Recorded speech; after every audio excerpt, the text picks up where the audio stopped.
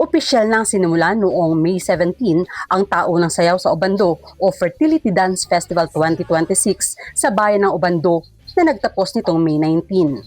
Libo-libong deboto mula sa iba't ibang lugar ang nakiisa sa 3 araw na selebrasyon upang manalangin at humingi ng biyaya para sa kanilang pamilya at personal na buhay.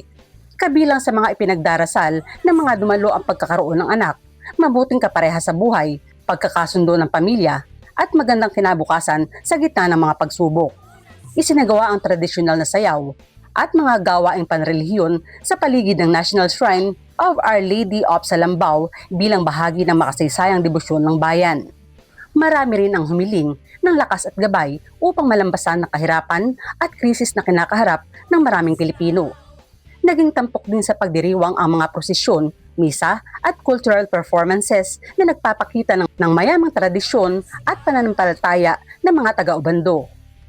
Patuloy namang nagsisilbing simbolo ng pag-asa, pananalig at pagkakaisa ng komunidad ang kilalang Fertility Dance Festival sa Bulacan. Elsa Navallo para sa Balitang Unang Sigaw.